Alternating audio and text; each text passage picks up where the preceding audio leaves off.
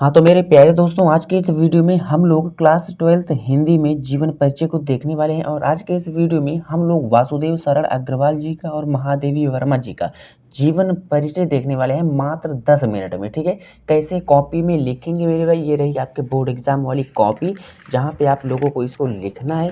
कैसे लिखना है आप लोगों को, ये रही आपकी बोर्ड एग्जाम की कॉपी, आप लोग देख सकते हो।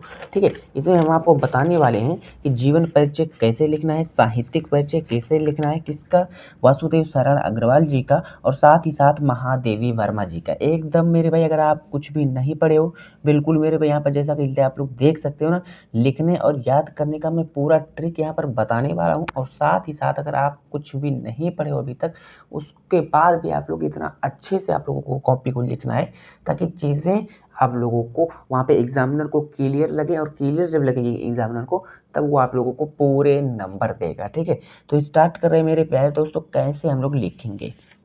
तो इस तरीके से हमारे पास आता है सबसे पहले वासुदेव शरण अग्रवाल जी का। ठीक है, तो इनका जब हम लोग जीवन परिचय लिखेंगे मेरे प्यारे भाइयों, तो सबसे पहले इस तरीके से हम लोग एक बॉक्स में इन चीज़ों को याद कर लेंगे, क्योंकि जो हमारा ट्रिक है यही है मेरे प्यारे भाइयों। इसी चीज़ को हम लोग जीवन परिचय में लिखते हैं। ये एक्चुअली होता है संक्षिप्त टिप्पणी। ठीक है, तो इसको आप लोग याद कर लेना। जैसा इनका जन्म कहाँ हुआ, जन्म कब हुआ था, तो 1904 ईस्वी में। जन्म स्थान कहाँ, मेरठ के खेड़ा नामक ग्राम में। ठीक है, नेक्स्ट उपाधि क्या है, इन्होंने पीएचडी की है, डीलिट की है, साथ ही साथ कहाँ से, लखनऊ विश्वविद्यालय से। ठीक है, नेक्स्ट बात करें इसकी भाषा कैसी है, तो खड़ी बोली है। शैली कैसी है, विचारात्मक है, व्याख्यात्मक है। नेक्स्ट प्रमुख रचना क्या है, पृथ्वी पुत्र हो गया, भारत की एकता हो गई। ठीक है, मृत्यु कब हुआ, 1967 ईस्वी में। और साहित्य में स्थान, निबंधकार थे, टीकाकार थे, साहित्य ग्रंथों के कुशल संपादक थे। ठीक है, तो ये इतना चीज़ आप लोगों को याद रखना है मेरे भाई। ये बॉक्स में इतना चीज़ अगर आप लोग याद रखोगे तो इन्हीं चीज़ों को यहाँ पर जीवन परिचय में आप लोगों को लिखना है। ठीक है, देखो जीवन परिचय में क्या लिखेंगे, वासुदेव शरण अग्रवाल जी का जन्म 1904 ईस्वी में मेरठ जिले के खेड़ा नामक ग्राम में हुआ था। इनके माता पिता लखनऊ में रहते थे, अतः इनका बचपन भी लखनऊ में ही व्यतीत हुआ। अतः लखनऊ विश्वविद्यालय से ही एमए और क्या क्या, एमए, पीएचडी, डीलिट की उपाधि प्राप्त की। ठीक है, नेक्स्ट यहाँ पर इस तरीके से हम लोग लिखेंगे, पीएचडी एवं डीलिट की उपाधि प्राप्त की। इन्होंने पाणिनिकालीन, ठीक है, पाणिनिकालीन भारत विषय पर शोध किया। इनकी भाषा खड़ी बोली एवं शैली विचारात्मक और व्याख्यात्मक थी। अतः सन 1967 ईस्वी में इस महान साहित्यकार का निधन हो गया। ठीक है मेरे भाई, इस तरीके से लिखोगे ना, एक नंबर नहीं कटने वाला। देखो मैंने कितने अच्छे से यहाँ पर लिखा है। इसी तरीके से लिखना काफ़ी, आप लोगों को एक नंबर नहीं कटने वाला है, पूरा नंबर मिलेगा। नेक्स्ट बात करते हैं साहित्यिक परिचय। साहित्यिक परिचय में क्या लिखेंगे, इन्होंने साहित्य के क्षेत्र में किस तरीके से अपना योगदान दिया। ठीक है, तो देखो साहित्यिक परिचय, वासुदेव शरण अग्रवाल जी ने कविता लेख से अपना साहित्य प्रारंभ किया था। मेरे भाई इन्होंने कविता लेख से मतलब कविता लिखा था, और वहाँ से इन्होंने अपने साहित्य हिंदी में धीरे धीरे कदम बढ़ाया। यह लखनऊ एवं मथुरा के पुरातत्व संग्रहालय में निरीक्षक, कहाँ पे, मथुरा के पुरातत्व संग्रहालय में निरीक्षक, पुरातत्व का मतलब जहाँ पे पुरानी पुरानी चीज़ें वहाँ पर रखी होती हैं, वहाँ के निरीक्षक थे।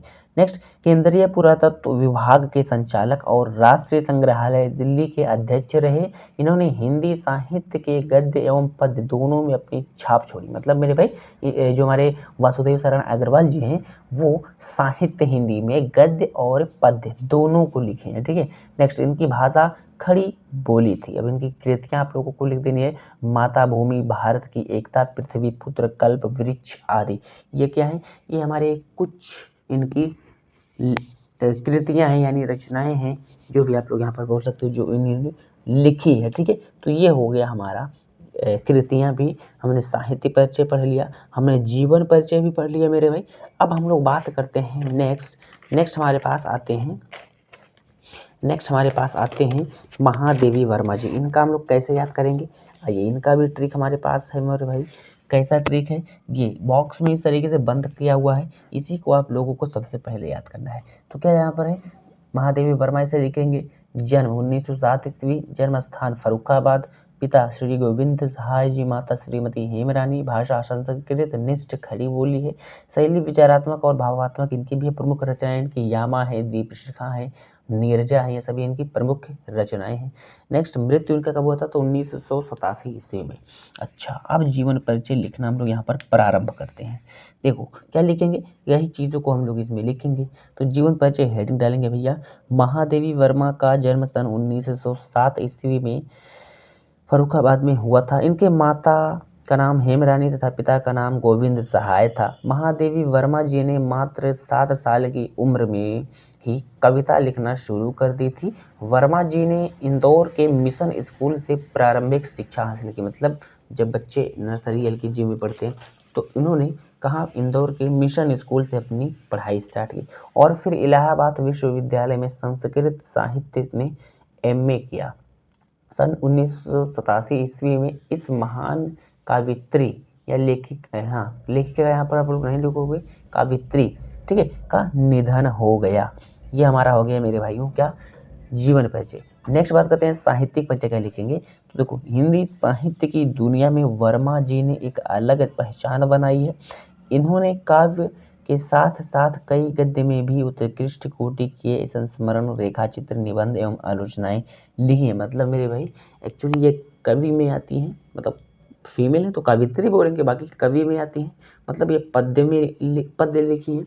हमारे जो चैप्टर है उनमें, हमारा जो सिलेबस है उसमें, लेकिन मेरे भाई ये पद्य के साथ साथ गद्य में भी काम की हैं। जैसे इनकी कुछ रेखाचित्र हो गया, निबंध हो गया, आलोचनाएं होगी, ये इन सभी चीज़ों का भी संपादन कर चुकी हैं। ठीक है। नेक्स्ट, इनके रचनाओं में संस्कृत निष्ठ खड़ी बोली एवं विचारात्मक एवं भावात्मक बातें दिखती हैं।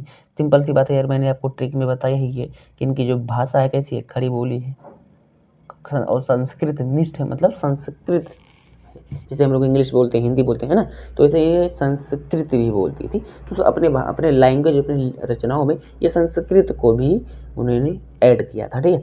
वर्मा जी को ज्ञानपीठ पुरस्कार भी मिला इनके यामा कविता पर। यामा जो कविता है ना, ये जो इन्होंने लिखा, यामा बहुत इंपॉर्टेंट है मेरे भाई, उसके लिए इनको ज्ञानपीठ पुरस्कार भी मिला था। ठीक है। लेखन पर यामा में 4 कविताएं संग्रह है, निहार, नीरजा, रश्मि और संध्या गीत। ठीक है। ये मेरे भाई 4 हैं। किसमें? जो हमारा यामा है इसमें 4 चीज़ें जुड़ी हुई है, 4 कविताएं जुड़ी हुई हैं, निहार, नीरजा, रश्मि और संध्या गीत। ठीक है, ये सभी है। इसके अलावा इन्हें पद्म भूषण, भारत भारती पुरस्कार आदि पुरस्कारों से भी सम्मानित किया गया। ठीक है। इनको और भी पुरस्कार मिला, कौन? जैसे पद्म भूषण हो गया, भारत भारती पुरस्कार हो गया, ये सभी पुरस्कार भी मिला है। अच्छा, अब इनकी कृतियां पे आ जाते हैं भैया। तो इनकी कृतियां हैं नीरजा, दीपशिखा, पथ के साथी।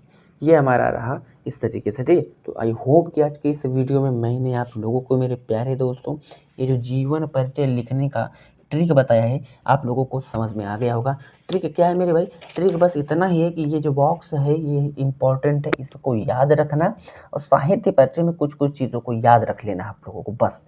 और नहीं तो ये जो है ना, ये वाला पूरा पार्ट हमारा जीवन परिचय में आ जाता है।